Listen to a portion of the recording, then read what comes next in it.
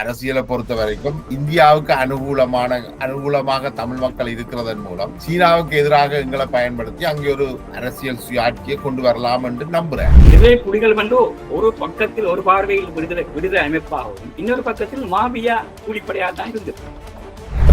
விடுதலை புலிகள் வந்து இந்தியாவை ஒரு எதிரியாத்தானே அந்த காலகட்டத்திலிருந்து கணிச்சு வந்தது. சீனா உதவி செய்ய வருகின்ற பொழுதெல்லாம் தமிழ் பிரதேசங்கள்ல கடுமையான எதிர்ப்பு காட்டப்படுது. இதுக்கு ஒரு இந்திய சார்பு நிலைப்பாடும் ஒரு முக்கிய காரணமாக இருக்கு. சீனாவை பொறுத்தவரை சீனா பல்வேறு இடங்கள் எங்கேயுமே வந்து பொருளாதார ஆக்கிரமிப்பை செய்கிறாங்களுடைய அரசியல் ஆக்கிரமிப்பு. இந்தியாவுக்கு பொருளாதார சந்தைகளோடு அரசியல் நோக்கங்களும் இருக்கு. என்னுடைய கேள்வி என்றால், இந்தியாவை நாங்கள் மகிழ்ச்சி படுத்தணும் என்றதுக்காக தமிழ் மக்கள் சீனாவை எதிர்க்கணுமா? இந்தியாவே சீனாவை எதிர்க்காத நிலையில் சீனாவுக்கு இந்தியாவுக்கும் ஒரு ஆரோக்கியமான உறவு நிலை இல்லாட்டி முரண்பாடான நிலையிலே நான் அடிப்படையில் ஆரம்பத்தில் சொல்லி வரேன். எங்களுடைய தமிழ் மக்களுக்கு அரசியல் தெரிவித்தேன். வணக்கம் நண்பர்களே, இன்று மற்றொரு கலந்துரையாடலில் இணைந்து கொள்கின்றோம். எம்மோடு கலந்துரையாட வந்திருப்பவர் உங்களுக்கு மிகவும் அறிமுகமான தோழர் அசோக் யோகன் கண்டமுத்து. அவர் தமிழக அரசியலிலும் சரி, இலக்கியங்களிலும் சரி, சமூக ஆய்வுகளிலும் சரி மிக முக்கியமான பல்வேறு கருத்துக்களை முன்வைத்து வருபவர். அவரோடு நாங்கள் இணைந்து கொள்கிறோம். வணக்கம் அசோக். வணக்கம் ஜெயபாலன். ஒரு நீண்ட கால அரசியல் வாசிப்பு, இலக்கிய வாசிப்பை உடையவர். அண்மை காலமாக, அதாவது 2009க்கு பிற்பாடு இந்தியாவில் தஞ்சம் கோரியவர்கள்ல திருநாவுக்கரசு முக்கியமான ஒரு விடுதலை புலிகளுடைய அரசியல்வாதி என்றும் ஒரு அரசியல் கருத்துரைஞர் என்று வைப்பவர். அவர் இப்ப தொடர்ச்சியாக சில கருத்துக்களை வெளியிட்டுக் கொண்டு வாரார். அவர் அதே சமயம் அவருடைய கண்காணிப்புல தான் இருக்கின்றார், அல்லது அவர்களுடைய கட்டுப்பாட்டுல தான் இருக்கின்றார். இவருடைய இந்த அரசியல் கருத்துக்கள் இவ்வளவு தூரம் சுயாதீனமானதுன்னு நீங்க நினைக்கிறீங்க? அவர் வந்து இலங்கை அரசியலை பொறுத்த வரைக்கும் இந்தியாவுக்கு அனுகூலமாக தமிழ் மக்கள் இருக்கிறதன் மூலம் சீனாவுக்கு எதிராக எங்களை பயன்படுத்தி அங்கே ஒரு அரசியல் சுயாட்சியை கொண்டு வரலாம் என்று நம்புறேன். இல்ல, திருநாவுக்கரசனுடைய ஆரம்ப காலகட்டத்திலிருந்து அவருடைய கருத்து இப்படித்தான் இருக்கு என்று கேட்டால், இலங்கையினுடைய இந்தியாவுக்கு வர முதல் இருந்து அவர் அப்படி ஒரு கருத்தை தான் வச்சுக்கிறாரு. அவருக்கு அந்த காலகட்டத்திலிருந்து அவரு கருத்து தான் இருந்தது. அந்த காலகட்டத்தில் இந்தியா முரண்பட்டுக் கொண்டு இலங்கையில திரும்ப வர முடியாது. அவர் பூகோள அரசியல் இருந்து, அதாவது கிழக்காசிய இந்து சமுத்திர பூகோள அரசியல் இருந்து அவர் எந்த முடிவுக்கு வரார் என்று கேட்டால், இந்தியா அனுசரித்து போகாமல் இலங்கையில இந்த விடுதலையும் எந்த மாற்றமும் சாத்தியமாக இந்தியா விட போறதில்லை. இந்தியாவுடைய மேலாதிக்கம் வந்து இந்து சமுத்திர பிராந்தியத்தில் இருக்கும். அந்த காலகட்டத்தில் அவர் விடுதலை புலிகள் முக்கியமான ஒரு ஆலோசகராகவும் இருந்திருக்கிறார். விடுதலை புலிகள் வந்து இந்தியாவை ஒரு எதிரியாத்தானே அந்த காலகட்டத்திலிருந்து கணிச்சு வந்தது. புலிகளுக்குடைய அவருடைய கருத்து முரண்பாடு இருந்திருக்கு. இப்ப நேரடியா புலிகளுடைய கருத்துக்களை கவனத்தில் எடுக்கல. என்ன பிரச்சனை கேட்டால், முழுக்க அவருடைய கருத்தை நாங்கள் நிராகரிக்கிறாரு. அவருடைய திருநாக்குடைய கருத்து கேட்டால், இந்திய மேலாதிக்கத்தை எடுத்துக்கொண்டு இலங்கையில இந்த அரசியல் தீர்வும் கிடைக்க போறது. அது இலங்கை அரசுக்கு இலங்கை அரசு வந்து எவ்வளவு பவ்யமாக, எவ்வளவு சாதுரியமாக இந்தியாவோடு உறவை வச்சுக் கொண்டிருக்கும். அந்த சாதுரியமும் அந்த உறவு நிலையும் அது தமிழ் அரசியல்வாதிகளுக்கும் தமிழ் இயக்கங்களுக்கும் இருந்திருக்க வேண்டும், புலிகளுக்கும் இருந்திருக்க வேண்டும் என்றுதான் அவருடைய அபிப்பிராயம். அதுக்காக சரணாகதியா இல்ல. ஆனா இப்ப உள்ள அரசியல்வாதிகள் சரணாகதி அடைந்திருக்கிறார். சிங்கள அரசு தொடர்பாக, சிங்கள அரசியல்வாதிகள் தொடர்பாக மிக மோசமான கருத்துக்களை வைக்கிறோம். ஆனால் அவர்கள் வந்து எப்படி இந்தியாவை, அமெரிக்காவை, சீனாவை எப்படி கையாளலாம் என்ற ஒரு அரசியல் அவங்கள்ட்ட இருக்குத்தானே. நாவுக்கரசு எடுக்கிற அந்த போக்கு தான் ஒரு சிக்கலாக இருக்கு. அதை மட்டும் வச்சுக்கொண்டு நாங்கள் இலங்கை அரசியல், தமிழர்கள் தங்களுடைய அரசியலை நகர்த்தல செல்லாமா, சீனாவுடைய உதவிகளை நிராகரிக்கலாமா என்ற சீனா உதவி செய்ய வருகின்ற பொழுதெல்லாம் தமிழ் பிரதேசங்கள்ல கடுமையான எதிர்ப்பு காட்டப்படுது. இதுக்கு ஒரு இந்திய சார்பு நிலைப்பாடும் ஒரு முக்கிய காரணமாக இருக்கு. சீனாவை பொறுத்தவரை சீனா பல்வேறு இடங்கள், ஐரோப்பிய, ஆப்பிரிக்க நாடுகள் நிறைய முதலீடுகள் செய்திருக்கு. ஆப்பிரிக்க நாடுகள் நிறைய முதலீடுகள் செய்து பல்வேறு வேலை திட்டங்களை இந்த பட்டுப்பாதையெல்லாம் நிறைய அமைக்குது. தன்னுடைய பாதைகள், போக்குவரத்து எல்லாம் செய்து கொண்டிருக்கு. எங்கேயுமே வந்து பொருளாதார ஆக்கிரமிப்பை செய்கிறாங்களுடைய அரசியல் ஆக்கிரமிப்பு இல்லை. அவங்களை பொறுத்தவரை பொருளாதார ரீதியான சந்தைகள் உருவாக்கணும். அது அவங்களுடைய பிரச்சனை. இந்தியாவுக்கு பொருளாதார சந்தைகளோடு அரசியல் நோக்கங்களும் இருக்கு. இந்த பக்கத்து நாடு, தன்னை சுற்றில பக்கத்து நாடுகள் முழுக்க வந்து பிரச்சனைக்குரிய நாடா இருக்கு நேரம் இலங்கையும் ஒரு பிரச்சனையாக போகக்கூடாத ஒரு எதிர்பார்ப்பு இந்தியாவோட நோக்கம் வந்து அரசியல் ரீதியாகவும் பொருளாதார ரீதியாகவும் இருக்கும். அவ ரெண்டும் கவனம் வரக்குள்ள இந்த பொருளாதார ரீதியான முதலீடுகள் வரக்குள்ள இந்தியாவுக்கு ஒரு சிக்கலா தான் இருக்கும். ம். பொருளாதார நலன்களுக்கு கூடாகத்தான் ஒரு அரசியல் நலன்களை நீங்க பாதுகாக்கலாம். இப்ப என்னுடைய கேள்வி என்னென்றால், இந்தியாவை நாங்கள் மகிழ்ச்சி படுத்தணும் என்றதுக்காக தமிழ் மக்கள் சீனாவை எதிர்க்கணுமா? இந்தியாவே சீனாவை எதிர்க்காத நிலையில் சீனாவுக்கும் இந்தியாவுக்கும் ஒரு ஆரோக்கியமான உறவு நிலை இல்லாட்டியும் முரண்பாடான நிலையில இல்லை. எங்களுடைய நான் அடிப்படையில் ஆரம்பத்தில் சொல்லி வரேன், எங்களுடைய தமிழ் மக்களுக்கு அரசியல் தெளிவில்லை. அது அது பிழை இல்லை.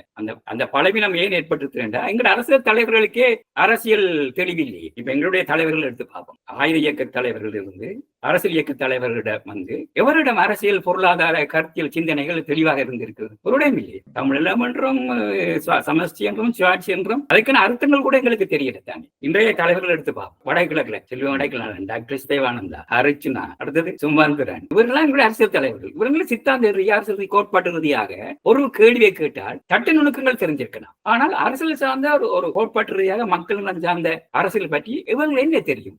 இன்றைக்கு அர்ச்சுனாவையே நாங்கள் வடகிழக்குல யாழ்ப்பாணத்துல வந்து அர்ச்சுனாவை ஏன் அந்த மக்கள் தேர்ந்தெடுக்கிறாங்க? அந்த மக்களுக்கு தவறு இல்லை. அவங்களுடைய குறைந்தபட்ச நம்பிக்கை தரக்கூடிய ஒரு நபரா அர்ச்சுனா இருக்குது. அவருடைய குறைபாடு நிறைய இருக்கு. ஆனால் ஏன் அந்த மக்களை எப்படி சொல்ல முடியாது? நெற்கதியாகின்ற அடிமைப்பட்டு போய் எல்லா வகையிலையும் நெற்கதியாகி துன்பப்பட்டு துயரப்பட்டிருக்க மக்களுக்கு ஒரு நம்பிக்கை நட்சத்திரம் தேவைப்படும். இன்றைக்கு அர்ச்சுனாவா இருக்கலாம். ஏன் NDP யாழ்ப்பாணத்துல 3 இடங்களுக்கு வந்தது? ஏன் இலங்கையில வந்து 3 அங்கத்துறை இருந்த NDP வந்து பெருந்தொகையான 153 அங்கத்துடன் வருது? அது முக்கியம் தான்.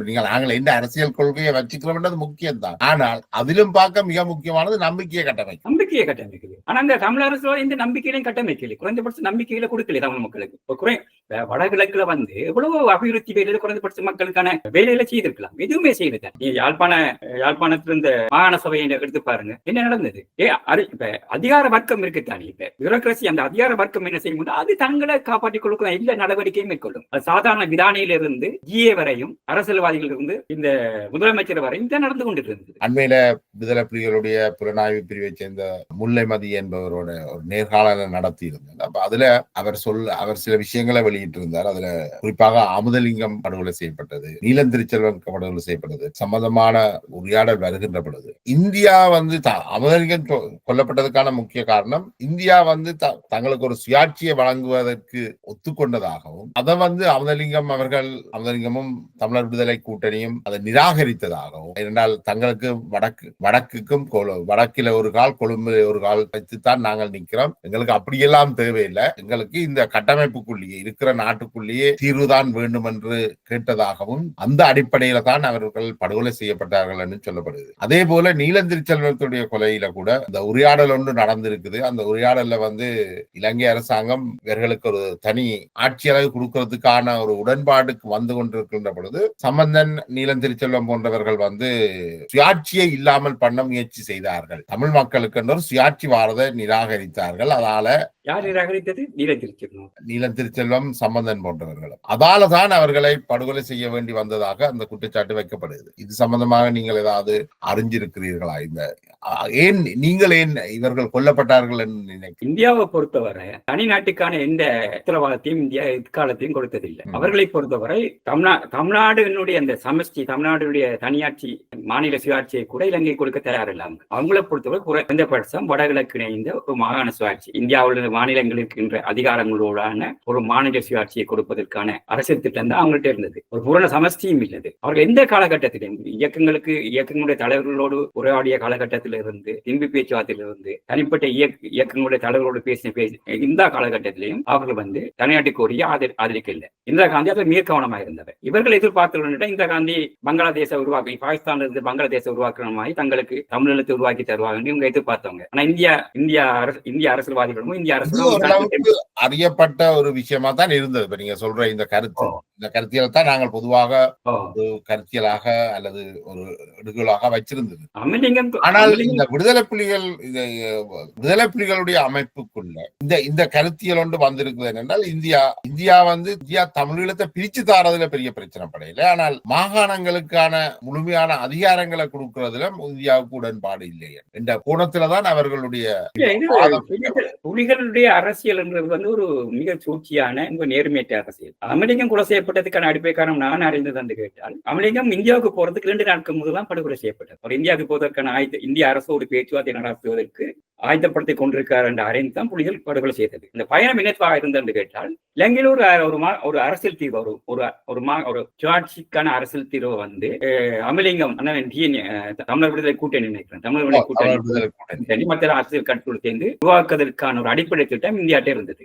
அதற்காக அமலிங்கம் அழைக்கப்பட்டிருந்ததாகவும் அந்த பேச்சுவார்த்தைக்கு அவர் போவதற்காக இருந்த காரணத்தால் தான் அமலிங்கம் படுகொலை செய்யப்பட்டார் என்ற உண்மை. இளந்திருச்செல்வம் படுகொலை செய்யப்பட்டதுக்கான காரணம் எனக்கு தெரியல. அவர் வந்து சந்திரிகா அவரோட சேர்ந்து தீர்வு திட்டத்தை உருவாக்கினபடியாக படுகொலை செய்யப்பட்டிருக்கலாம். ஆனால் இவர்கள் பேசுகின்ற அரசியல் பேசாளர்கள் தங்களுடைய மிக நேர்மையானவர்கள் வந்து இவர்கள் மாகாண சபையை ஏற்றுக்கொண்டவர்கள் தான். மாகாண சபை யாழ்ப்பாணத்தை எங்களே ஒழிய இவர்கள் வந்து மாகாண சபையை ஏற்றுக்கொண்டு செங்கம்பள வரவேற்பு கொடுத்தாக்கள் தான். இவருடைய கையில மாகாண சபையை கொடுத்திருந்தால் பிரச்சனை தீர்ந்திருக்கும்.